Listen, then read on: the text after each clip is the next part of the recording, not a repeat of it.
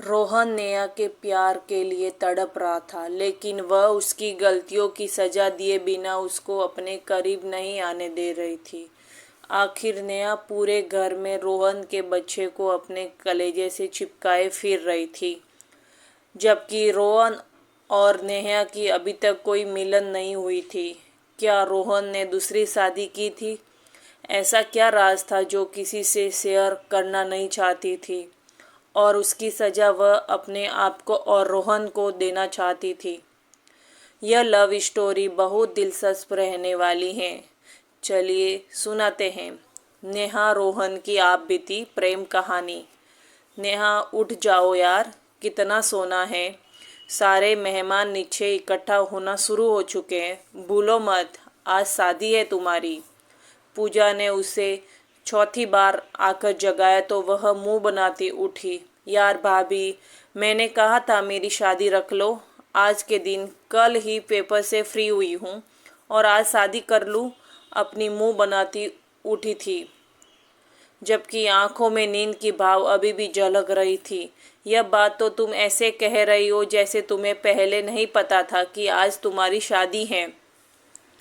पूजा ने उसका बिस्तर तय करते हुए धीरे से बोला। यार भाभी, मुझे सोना है। वह फिर से लेटने के लिए पैर फैलाने लगी। बिल्कुल नहीं नेहा, मम्मी जी ने गुस्सा करना है। उन्होंने साफ कहा कि तुम्हें लेकर नीचे जाऊं। पूजा ने उसे वापस उठाकर बिठाया। मैंने नहीं करनी कोई शादी वादी। आप जाकर बोल दो सचिन को वह किसी और से शादी कर ले। मुझे नींद आई है। वह मुंह बनाती नेहा ऐसे जुबान से नहीं बोला करते। शायद कुछ टाइम भगवान ने सुनने के लिए भी रखे होते हैं। अभी वह अंदर बातें कर रही थी कि अचानक बाहर से शोर की आवाज़ पर वह दोनों चौंकी थी। सचिन की आवाज़ पर वह भागती हुई बाहर निकली। तुम मेरी बहन के साथ ऐसा कैसे कर सकते हो? सचिन के हाथ में रोहन के गिरेबान थे, जबकि वह होठ भी माथे पर बल डाले सचिन को देख रहा था। उस वक्त पूरे बंगले में एक भूचाल सा आया हुआ था। छोड़ो सचिन, उससे पीछे हटो। रमेश साहब ने अपने बेटे सचिन को रोहन से पीछे हटाया। आप मुझे पीछे हटा रहे, और इसे देखो, यह लड़का शादी करके आ गया है। उसे शर्म नहीं आई? मेरी बहन उसके इंतजार में बैठी है और यह किसी और से शादी करके आ गया। सचिन की आवाज़ काफ़ी ऊंची थी, जबकि उसके शब्द सुनते ही नेहा पर तो पहाड़ ही गिर पड़ा था। वही बेयकीनी से रोहन को देखा। वह ऐसा कैसे कर सकता था? नेहा से शादी के लिए वह खुद भी तैयार था, फिर वह ऐसे उसे चीट कर सकता था? नेहा की आंखों से आंसू बहते जा रहे थे। हाँ, ये शादी मैंने अपने आप के लिए अपनी मर्जी से की है, और ना ही मैं किसी से शर्मिंदा हूँ, और ना ही मैं किसी को कोई सफाई देने के लिए तैयार हूँ। शादी किया है, कोई पाप नहीं किया है। रोहन भी इतनी ही सख्ती और ठंडे शब्दों से बोला कि सभी ने हैरान होते हुए उसे देखा। राम ने अपने बेटे को एक दुखी निगाह से देखा। जी तो चाहता है कि थप्पड़ों से तुम्हारा मुंह लाल कर दूं, लेकिन जब बेटा बाप की कदर करना भूल जाए तो बाप को ही अपने कदम पीछे हटा लेने चाहिए। मुझे माफ़ कर दो रमेश जी, आज मैं अपनी औलाद की वजह से बहुत शर्मिंदा हूँ। राम ने अपने जिगरी दोस्त के आगे हाथ जोड़ दिए। रमेश साहब ने अपना मुंह फेर लिया। अपने दोस्त को इस तरह तकलीफ और दुख में नहीं देख सकते थे। रोहन ने जो किया वह गलत था।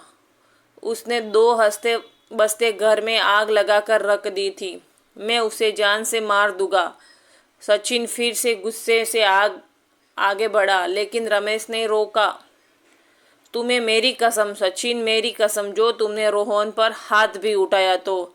रमेश ने फिर से सचिन को रोक दिया, जबकि सभी उस वक्त चुप्पी साधे उस मंजर को देख रहे थे। शादी में भी दोनों घरों में मेहमान लबालब भरे हुए थे। कुछ मेहमान जो दूसरे शहर से आए थे, अब वह भी सर झुकाए अफसोस कर रहे थे।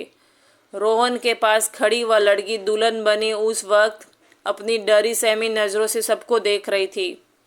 उसकी बिल्ली सी आंखें थी, जिन आंखों में खोकर रोहन उसे बया ब्याह लाया था। रोहन को कल तक नेहा की आंखें भी बिल्ली जैसी लगती थी। दोनों के बीच हमेशा दोस्ती वाला रिश्ता था, क्योंकि इनके पिता आपस में दोस्त थे। दोनों का बिजनेस एक साथ था।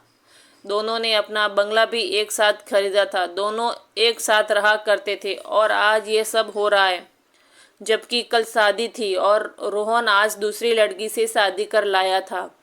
घर में सभी परेशान थे। अगर ये शादी आज नहीं हुई, वह भी रोहन की मर्जी से, और कल तक तो रोहन भी नेहा से मोहब्बत करता था और अपनी इच्छा से आज पीछे हटा था। वह किसी और लड़की को शादी कर घर ले आया था। यह उसकी इंसल्ट नहीं तो और क्या थी। नेहा के दिल में नफरत का उबाल उठा था। ये क्या किया तुमने रोहन? पूजा ने भाई की तरफ देखते हुए दुख से पूछा। मैंने कहा ना, मैं इस वक्त इस बारे में कोई बात नहीं करूँगा। फिर क्यों मेरे पीछे पड़े हैं सबके सब? तो हम लोग क्या करें? क्या गलती थी नेहा की जो उसे शादी का झांसा देकर तुम किसी और लड़की को अपनी पत्नी बनाकर घर ले आए हो? पत्नी है मेरी, शादी करके लाया हूँ। इज्जत से बात करो उस लड़की के लिए। सचिन गुस्से से बात काटते बोला। इज्जत? कौन सी इज्जत जो आज सबके सामने हमारी खाक में मिला दी है? राम भी अपनी बेटी की साइड लेते हुए बोले। एक तरफ बेटे रोहन की शादी नेहा से कर रहे थे, तो दूसरी तरफ अपनी बेटी पूजा की शादी 1 साल पहले ही सचिन के साथ ब्याह दी गई थी। अब रोहन के इस व्यवहार से पूजा का घर भी खतरे में पड़ गया था। उन्हें तो दोहरी तकलीफ का सामना करना पड़ रहा था। मेरे एक शादी करने से आपकी इज्जत खाक में नहीं मिल जाती? इतना गुस्सा होने की कोई ज़रूरत नहीं है। आओ तुम मेरे साथ काव्या। रोहन अपनी नई नवेली दुल्हन का हाथ थामे अंदर की तरफ बढ़ने लगा। 1 मिनट, अगर तुमने फैसला कर ही लिया है तो फिर एक फैसला मेरा भी सुन लो। सचिन ने सख्त शब्दों में पूजा का दिल डूब गया था। जरूर अब उसे सजा मिलने वाली थी। सचिन ने अपने हट भेजते हुए रोहन को देखा।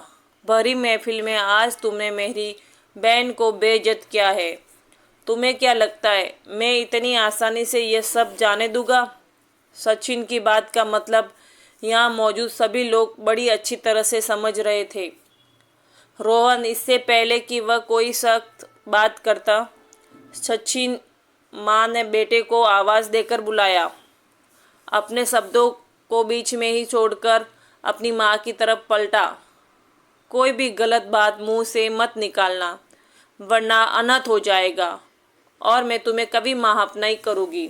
सचिन अपनी माँ की बात सुनकर गहरी सांस भरते हुए अपने गुस्से को कंट्रोल में करते हुए पास पड़ी टेबल को झटके से ठोकर मारते हुए बाहर निकलता चला गया। नेहा और पूजा बुरी तरह घबराई हुई थी। रोहन, सचिन का गुस्सा बहुत ज़्यादा था। रोहन काव्या का हाथ थामे अपने कमरे की तरफ बढ़ गया, जबकि एक गलत निगाह भी नेहा के ऊपर नहीं डाली। सब कुछ पल में ख़त्म हो गया था। नेहा अपने कमरे की तरफ भागी। पूजा ने दुख से उसे जाते हुए देखा। एक शिकायत भरी निगाह अपने बाप पर डाली, जो बेबसी की मूरत बने वहीं बैठा रह गया था। पापा, आप ठीक हैं? पूजा को अपने बाप की हालत ठीक नहीं लग रही थी। मुझे रूम में ले जाओ बेटा। राम को थामे रूम में ले गई, जबकि सचिन की माँ अपने पति के पास ही बैठी रह गई। उन्हें अभी तक यकीन नहीं आ रहा था कि रोहन ने नेहा के साथ इतना बुरा व्यवहार किया था और शादी वाले दिन ही वह किसी और से शादी करके उस लड़की को घर ले आया था। इस मामले को अच्छे और सही तरीके से संभालना रोहन का काम है। मैं नहीं चाहता इस सब का असर पूजा और सचिन की ज़िंदगी पर पड़े। बाकी रोहन से आज के बाद हमारा कोई संबंध नहीं। रमेश जी ने इस वक्त बात को संभालते हुए सचिन की माँ से बात की। सचिन की माँ ने हाँ में सिर हिलाया और वह दोनों भी अपने कमरे में चले गई। आंगन में बहुत गहरा सन्नाटा था। काव्या आगे बढ़ती बोली, यह सब मेरी वजह से हुआ है। मेरी वजह से आज आपके घर वाले आपके खिलाफ हो गए हैं। रोहन ने काव्या को चुप कराते हुए कहा, कोई बात नहीं, तुम फिक्र ना करो, मैं सब हैंडल कर लूँगा। रोहन को जैसे खुद पर बड़ा यकीन था कि वह यह सब ठीक कर देगा, लेकिन यह सब इतना आसान भी नहीं था जितना वह समझ रहा था, और यह वक्त ने साबित करना था कि यह सब ठीक करता है या नहीं, और ज़्यादा खराब कब देगा। रात के आखिरी पहर सचिन घर में दाखिल हुआ था। सारा दिन वह घर से बाहर था, जानता था अगर वह घर जाएगा तो जरूर रोहन के साथ झगड़ा हो जाएगा, और ऐसे में उसके माँ बाप ये सब सहन ना कर पाते। रोहन को हमेशा वह अपना जिगरी दोस्त ही समझता था। कभी कोई यह नहीं कह सकता था कि दोनों अलग परिवार के अलग अलग लड़के हैं। सब उनको भाई ही समझते थे, बल्कि कभी कभी तो लोग कहते थे ये सगे भाई की तरह रहते हैं। उनके प्यार मोहब्बत को किसी की नज़र न लग गई थी। वह बहुत गुस्से में आता हुआ अंदर दाखिल हुआ। रूम में सोफे पर डसा गया था। पूरा बंगला उस वक्त सन्नाटे के लपेट में था। वह सोफे के पास अपनी बाहें फैलाए आंखें मूंद गया था। पूजा, जो अपनी सास और ससुर के पास बैठी, कब से उसकी हिम्मत बढ़ा थी, फिर किचन में आकर बैठी रही। किसी ने कुछ भी ना खाया ना पिया। जो खाना बाहर से इंतजाम करवाया गया था वह तो सचिन ने अनाथ आश्रम में भिजवा दिया था। सबको शादी कैंसिल होने की खबर मिल गई थी। ऐसे में सचिन ने घर में कदम रखा। पूजा थक हार कर किचन में सिमटी अपने रूम की तरफ जा रही थी। खटके की आवाज़ पर चौंकती हुई ड्राइंग रूम की तरफ आई। सचिन को यूं थका मंदा देखकर पूजा का दिल दुख सा गया था। धीरे से आंसू पोंछते उसके पास जाकर बैठी और उसके घुटने पर हाथ रखकर उसे अपनी तरफ ध्यान दिलवाना चाहा तो सचिन ने अपनी आंखें खोलकर एक नज़र गर्दन घुमाकर पूजा को देखा। जितना दुख था उसकी आंखों में कि पूजा की पलकें झपक गई। वह सीधा होकर बैठा, पूजा का हाथ झटक दिया। पूजा के दिल में सख्त दर्द उठा। वह अपना सर दोनों हाथों में गिराए आंखें मीच कर रह गई। पूजा के पास कहने को कुछ नहीं था। शायद वह जो बहुत हिम्मत करके उसके पास आकर बैठी थी, उसके यूं हाथ झटकने पर वह हिम्मत भी हार गई थी। आंसू पोंछती वह चुप से उठ गई, जबकि सचिन के दिमाग में अभी भी धमाके ही हो रहे थे। एक नज़र उसकी रोहन के कमरे की तरह उठ रही थी, जो अभी बंद था। मुंह पलटकर नजरें अपनी बहन के कमरे की तरह उठी। उस वक्त रात के 12 से 1 बज रहे थे। वह नेहा से मिलना चाहता था, उसे अपने भाई होने का एहसास देना चाहता था, लेकिन यह वक्त अच्छा नहीं था। वह सुबह से उठता अपने कमरे की तरफ बढ़ गया। पूजा बाथरूम से निकलती उसे अपने कमरे में आता देखकर खटकी थी, लेकिन फिर नजरें झुकाए बिस्तर की तरफ बढ़ गई। वह जानती थी कि रोहन के किए की कुछ न कुछ सजा उसे भी तो मिलनी थी, और वह सजा शायद सचिन वो उसे खुद से दूर रखकर देने वाला था। सचिन शावर लेने बाथरूम में चला गया। दोनों के बीच एक गहरी चुप्पी थी, जिससे कोई भी तोड़ नहीं सकता था। तकिए पर सर रखे पूजा की आंखें फिर से आंसुओं से भरने लगी थी। उसे नेहा के लिए बहुत दुख हो रहा था। रोहन नेहा से मोहब्बत करता था, खुद उससे शादी की इच्छा कर रहा था। फिर कैसे वह किसी और लड़की से ब्याह कर घर ले आया था, बिना बताए अचानक कैसे ये सब कर सकता था। सबके सरों पर बम फोड़ दिया था। कुछ तो ऐसा था जो छुपा रहा था, कोई ऐसी बात जो समझ में नहीं आ रही थी। पूजा के दिमाग में दर्द की टी उठ रही थी। वह शर्माते उठ बैठी। सचिन कैसे सहेगा ये सब? रोहन, मैं तुम्हें कभी माफ़ नहीं करूँगी।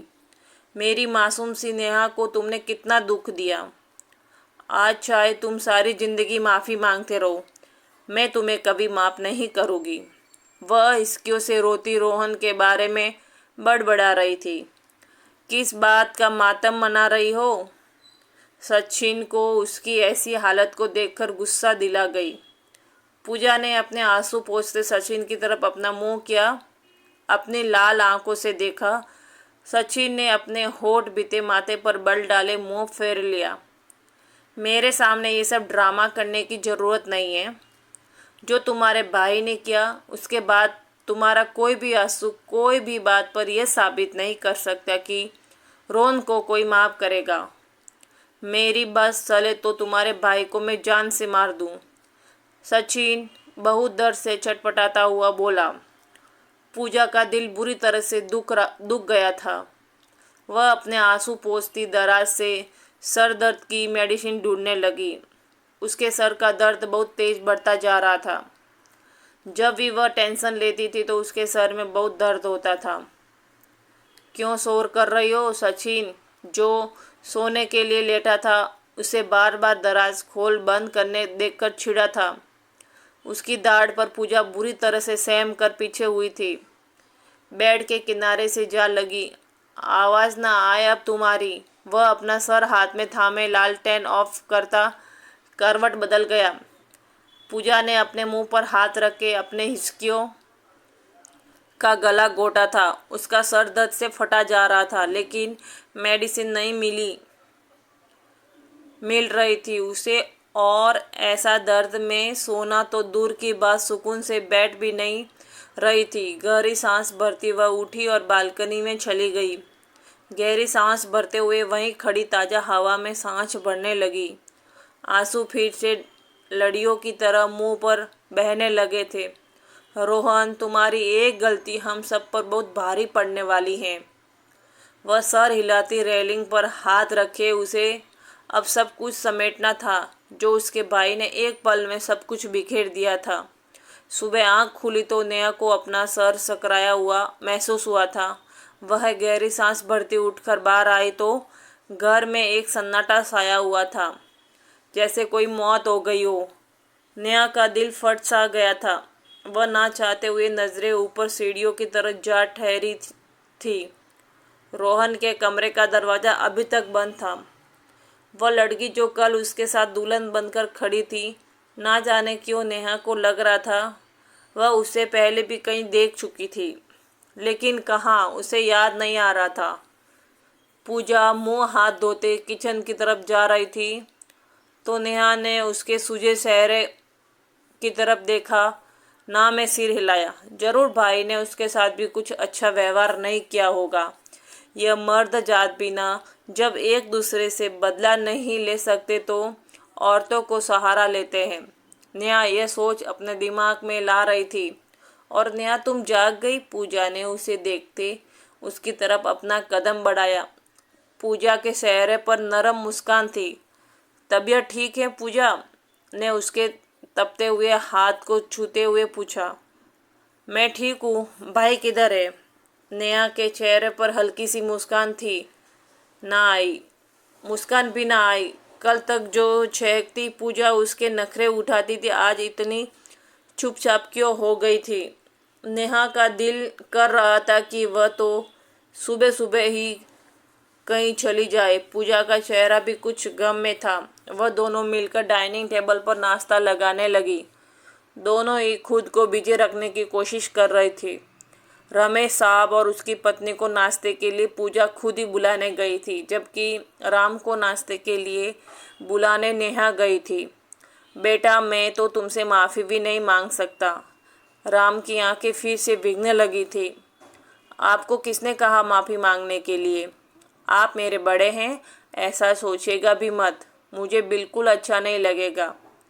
चलिए मिलकर नाश्ता करते हैं और फिर हम वॉक पर भी जाएंगे रोज़ की तरह, नेहा ने मुस्कुराते हुए कहा।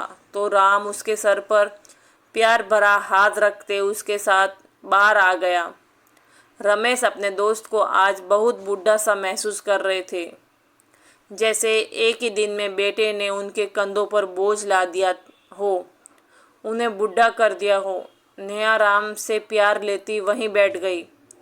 नेहा के चेहरे की मुस्कान को देखकर पूजा ने सुख का सांस लिया और सबको नाश्ता करवाने लगी।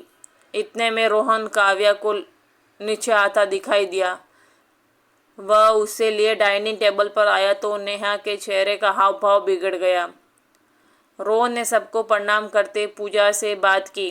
रोहन, ये नाश्ता हम सबके लिए बना है। आप अपने लिए और अपनी नई नवेली दुल्हन के लिए नाश्ता खुद बना लो।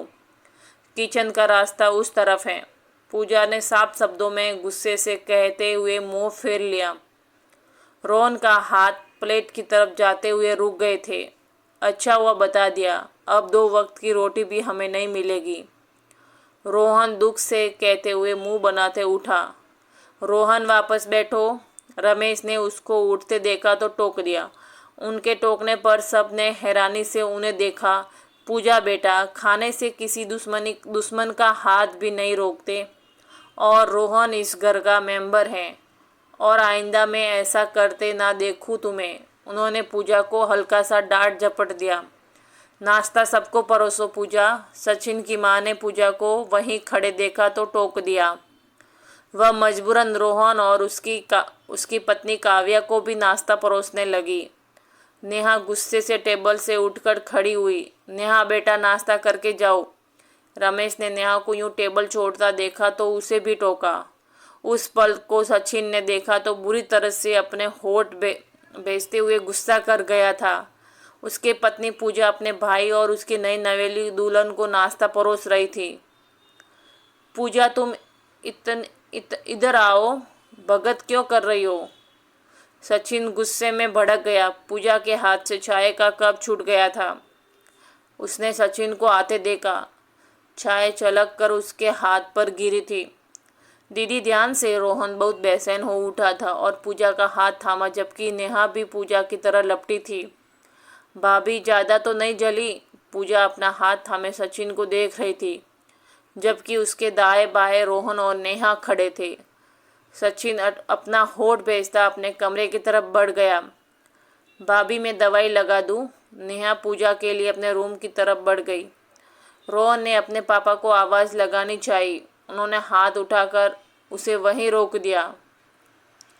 कल ही तुम्हारा बाप मर गया, ये तुम्हारे लिए ठीक होगा। मुझे दोबारा अपनी शक्ल मत दिखाना। मुझे बाप न कहना। वह सख्त अंदाज में कहते वहाँ से उठकर चले गए, जबकि काव्या सर झुकाए अपने आंसू पोंछती उस घर में सब लोगों को देखने लगी, जो उसके आने से सब बिखर गए थे। मैं तो खुद को कभी माफ़ नहीं कर पाऊंगी रोहन। काव्या आंखों में आंसू ले बोली। रोहन ने अपने होठ बीते हुए, जो जैसा चल रहा है उसे चलने दो। काव्या, किसी से कुछ भी कहने या सुनने की ज़रूरत नहीं। रोहन को भी अब ऐसी समस्याओं पर गुस्सा आने लगा था। यह सब उसके अपने थे, लेकिन सिर्फ कहने को अपने थे। अगर सच में अपने होते तो क्या उसकी तकलीफ को समझ ना सकते? वह सर झटका कमरे से बाहर निकल गया।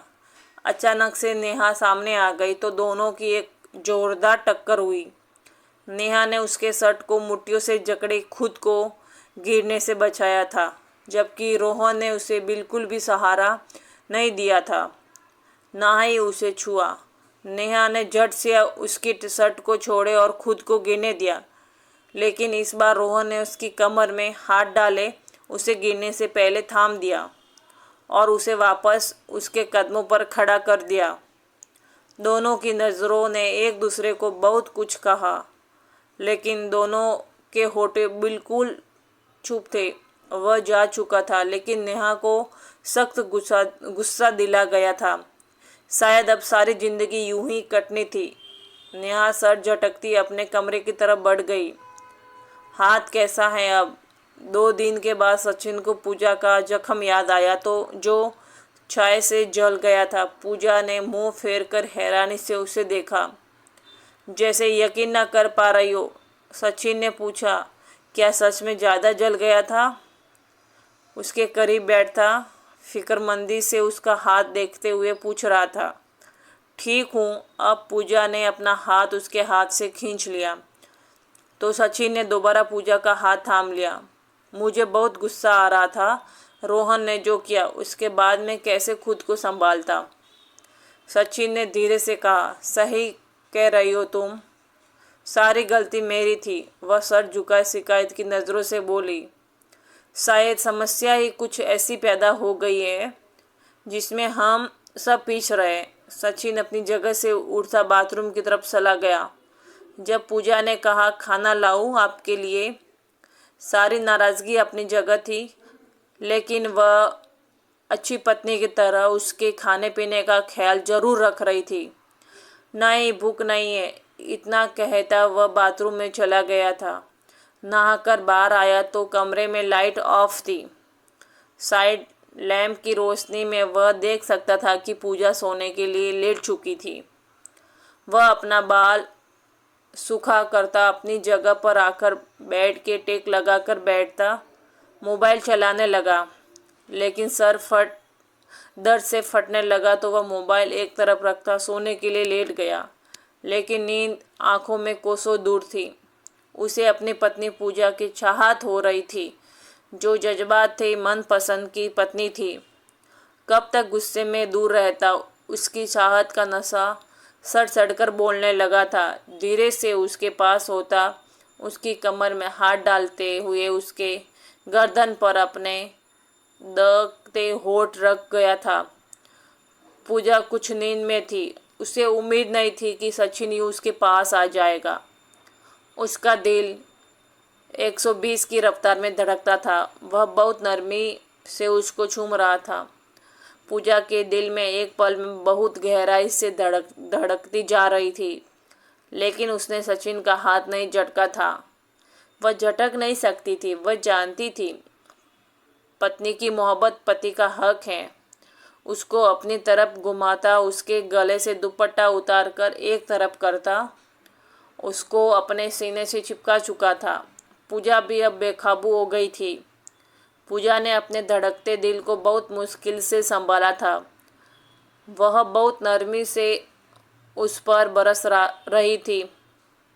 अपनी शर्ट के बटन खोला। वह पूजा की शर्ट बाजू में से बाहर निकाल गया था और सारी रात वे दोनों मोहब्बत की सवारी करते रहे। अपनी मोहब्बत में डूबे पूजा की सिसकियों पूरे कमरे में गूंज रही थी। कितने दिनों के बाद उसे इतने नज़दीक आते हुए देखा था। उसे अपने प्यार का एहसास दिलाया था। पूजा की आंखों से आंसू टूटकर तकिए में गिर रहे थे और सचिन के सर पर तो इसका जुनून था।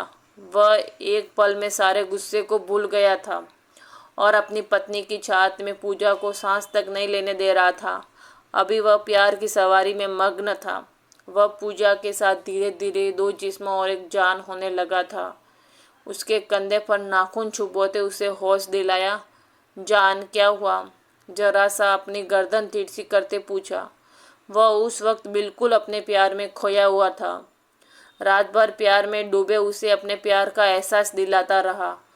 पूजा को थका चुका था। सुबह जब सचिन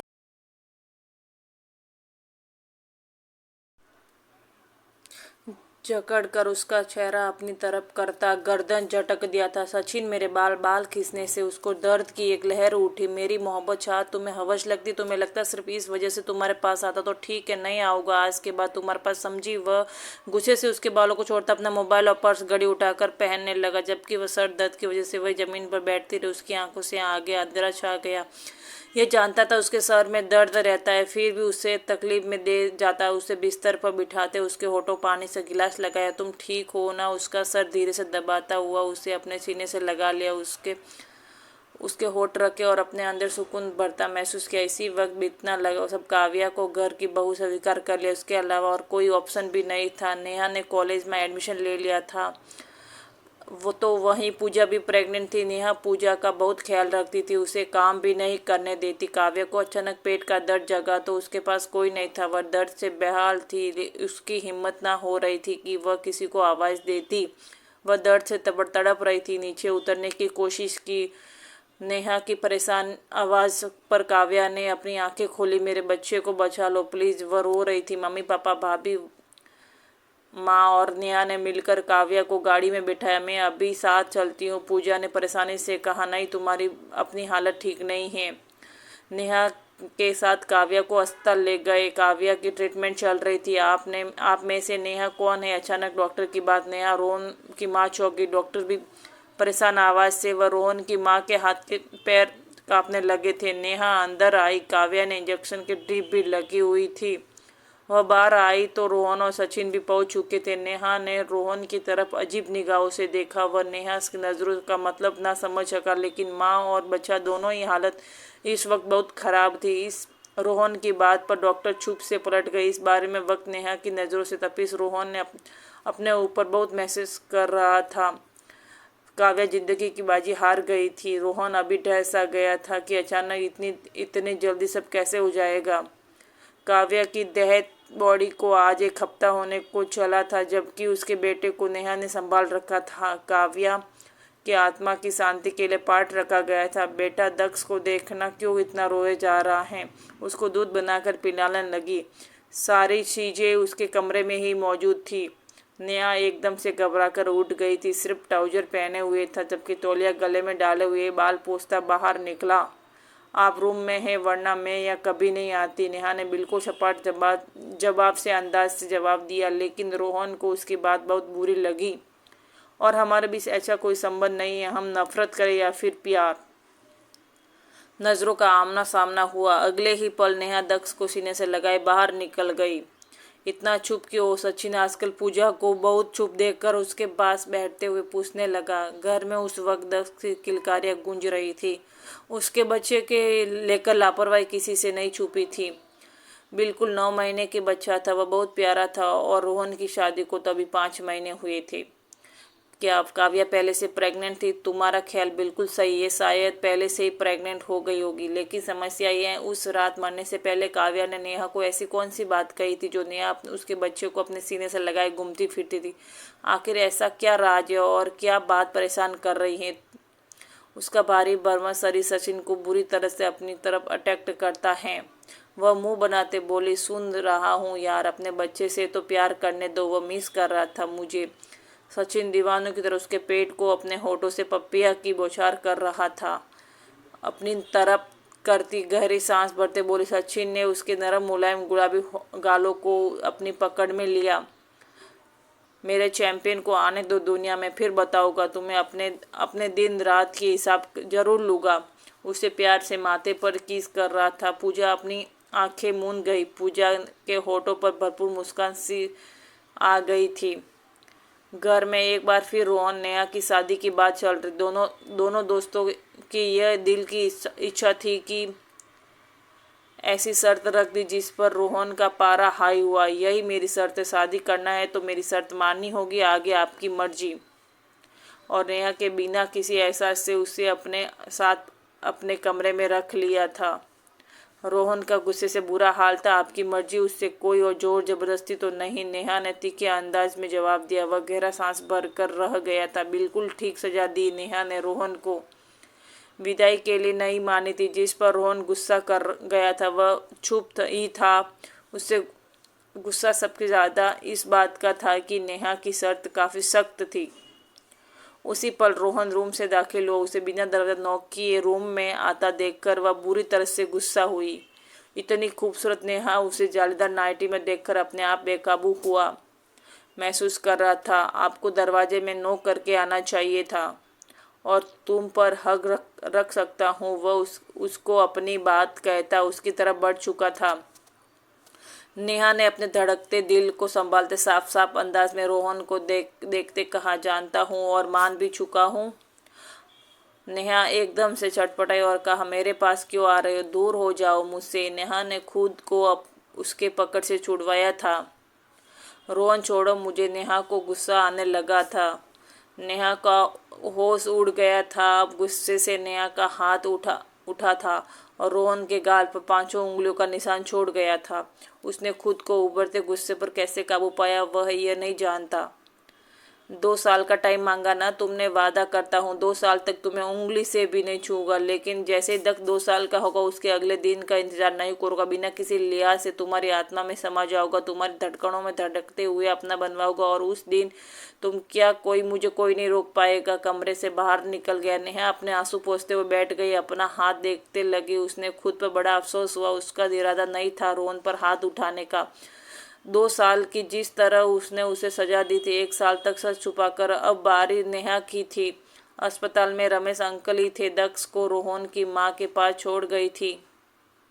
होठों को दबाता हुआ माथे पर बल डाले बोला, पहले वाली आप बोल क्यों नहीं रहे हैं? नेहा जज कर रही थी। अभी बोलने के लिए 1 साल और 6 महीने बाकी, जाने दो मुझे, उसके बाद बात करूँगा। रोहन ने बहुत गंभीरता से जवाब दिया और उसके दोनों गालों को छूते हुए वह अपने कमरे की तरफ जा चुका था। लेकिन आज नेहा को एहसास हो रहा था कि उसके गुस्से में ऐसी शर्त रखी तो रोहन को तकलीफ दे रही थी, पर अब वह खुद अपनी शर्त में बुरी तरह पछता रही थी। वह उसे सजा देने के साथ साथ खुद को भी सजा दे रही थी। अब सिवाय इंतजार के और कुछ नहीं कर सकती।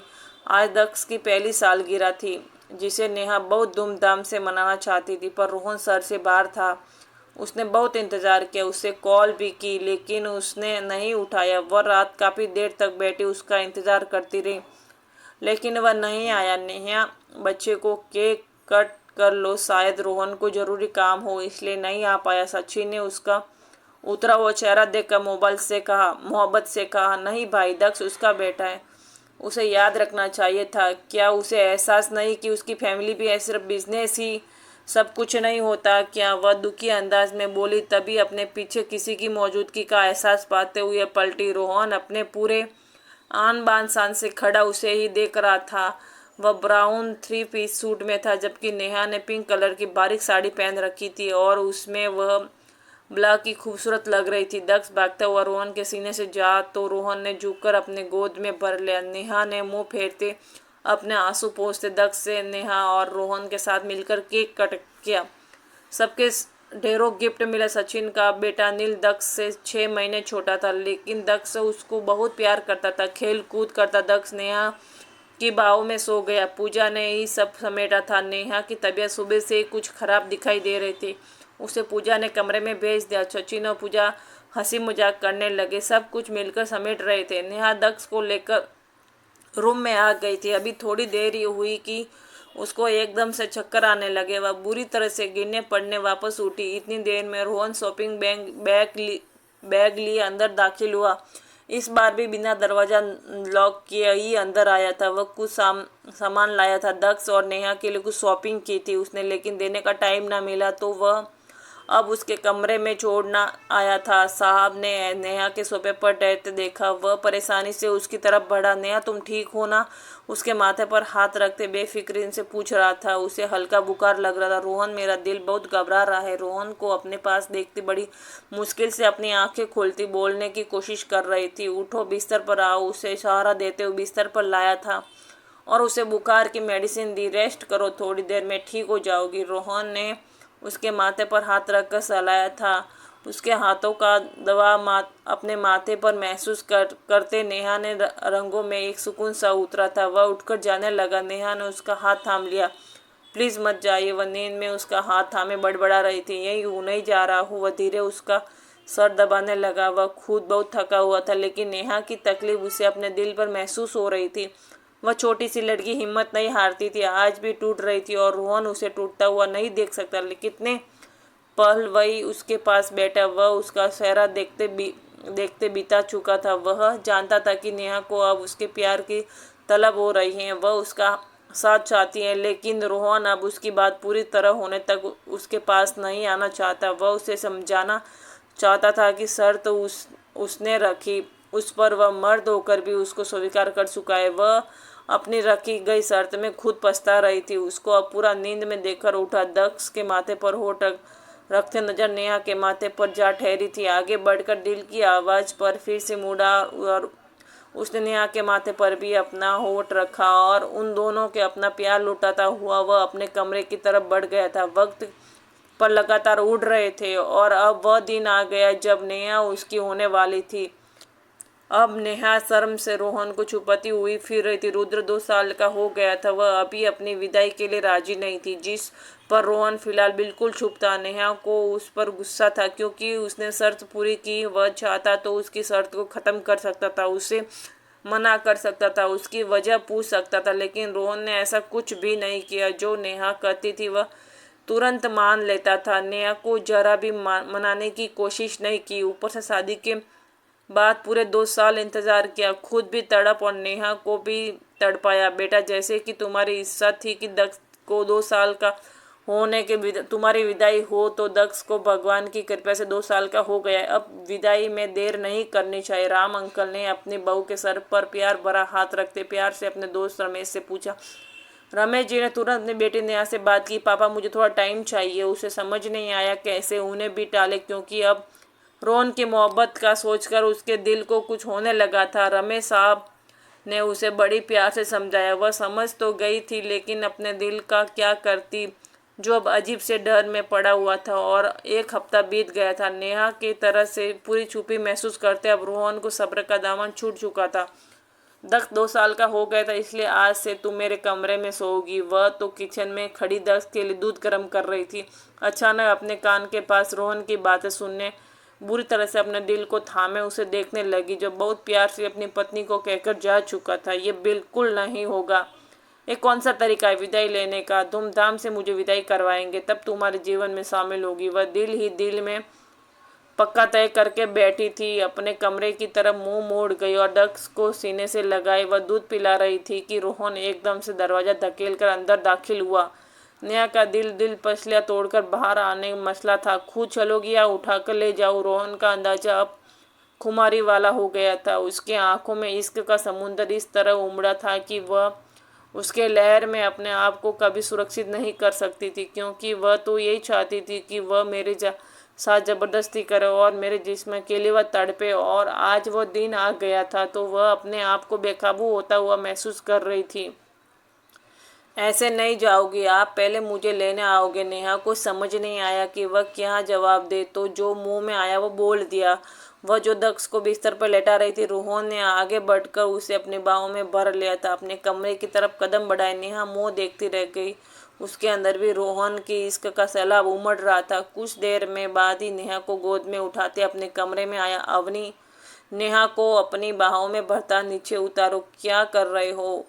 वह बुरी तरह से बौखला गई। आज की रात कुछ नहीं सुनूंगा। नेहा में अपनी बाहों में भरकर अपने कमरे की तरफ बढ़ता, दरवाजा पांव से बंद करता उसे अपने बिस्तर पर पटक चुका था। नेहा हड़बड़ाकर पीछे बेड के किनारे से जाल लगी, जबकि रोहन आज नेहा की शर्त को भी पूरा कर चुका था। आज नेहा को उसे बचाने वाला कोई नहीं था और वह 2 साल का भूखा शेर अब उसे कंट्रोल नहीं हो रहा था। नेहा के पास बेड पर जाकर उसे अपनी बाहों में भर गया और नेहा से कहने लगा, नेहा बस करो, मैं वैसे भी तुम्हारे लिए पिछले कई सालों से तड़प रहा हूँ और आज मुझे अपने अंदर समाने दो और 2 दरियाओं का मिलन में खलक मत डालो। आज एक होने दो जिस्म को। और नेहा को बुरी तरह से चूमना और उसे बेकाबू कर रहा था। नेहा तो खुद को साल से भरी बैठी थी।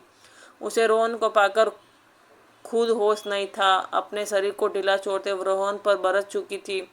उन दोनों के बीच अब एक हवा का झोंका भी नहीं गुजर सकता। सर्दी के मौसम में भी वह दोनों पसीने से नहा गए। नेहा के जिस्म से खुशबू ने रोहन को मदमोश कर दिया और वह उस मदहोशी में डूबे। सारी रात वह इसकी समुद्र के गोते पर गोते खाते रहे। यूं ही करते रहे। सुबह हो गई, लेकिन नेहा के दिल में जो सवाल था उससे बहुत बुरी तरह से बेचैन कर रहा था। फिर उसने अपने आप को काबू ना कर पाई रोहन से सवाल पूछ ही लिया, जब काव्या तुम्हारी पत्नी नहीं थी तो तुम्हें घर वालों से झूठ बोलने की क्या जरूरत थी? रोहन के सर पर एकदम जैसे किसी ने बम फोड़ दिया हो। यह तुम कैसे कह सकती हो कि काव्या मेरी पत्नी नहीं थी? क्योंकि काव्या मरने से पहले अपनी असलियत मुझे बता चुकी थी।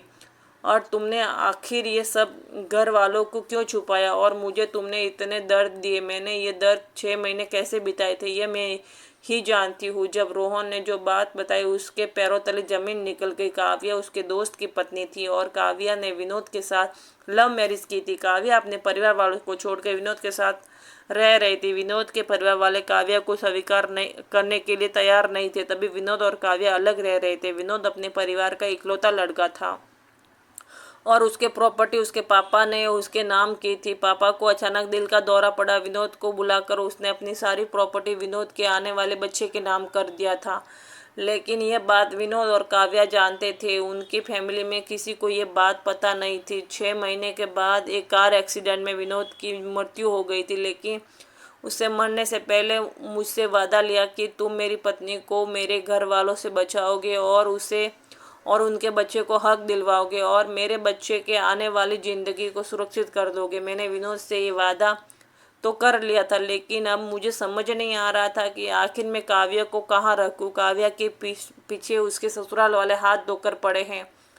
वह इसे जान से मार देना चाहते थे और इसके बच्चे को भी वह कभी स्वीकार ना करती। उन्होंने विनोद से जीते जी जो काव्या को कभी स्वीकार नहीं किया, वो विनोद भी इस दुनिया में नहीं था। तो काव्या और उसके बच्चे की जान बचाने के लिए मैंने ये सब किया था। काव्या पहले से ही दिल की मरीज थी, जिसकी वजह से प्रेगनेंसी के टाइम ही उसकी मृत्यु हो गई थी। मुझे इसी वजह से काव्या को इस घर में अपनी पत्नी बनाकर रखना पड़ा, ताकि उसको उसके तरफ उठने वाली हर आंख उसे इज्जत की नज़र से देखे। नेहा तो रोहन की बात सुनकर जैसे दीवानी सी हो गई थी। उसे अपने आप पर बहुत गुस्सा आया। कभी कभी देखने वाली सच्चाई भी सच नहीं होती, उसके पीछे कितने राज दफन होते हैं। यह बात आज नेहा को बुरी तरह से हिला गया था। एक दिन पहले रोहन के लिए ना जाने क्या कुछ सोच रही थी, आज हकीकत खुलने से उसे बुरी तरह से हिला गया था। काव्या ने बस मरते टाइम इतने शब्द कहे थे कि रोहन मेरा पति नहीं और ना ही इस बच्चे का बाप है।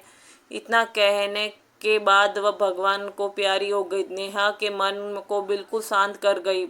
उस वक्त नेहा तो कुछ ना बोल पाई, लेकिन उसने डॉक्टर से बच्चे और अपने पति रोहन की जांच करवा ली थी और ये साबित हो गया था कि ये बच्चा रोहन का नहीं है। लेकिन यह बात सिर्फ नेहा को पता थी, घर में किसी को भी इसके बारे में कानो कान खबर नहीं थी। और यह सारी सच्चाई वह रोहन के मुंह से सुनना चाहती थी। अगर आपको यह वीडियो पसंद आई हो तो हमारे चैनल को लाइक और सब्सक्राइब करते जाए। धन्यवाद। Thank you.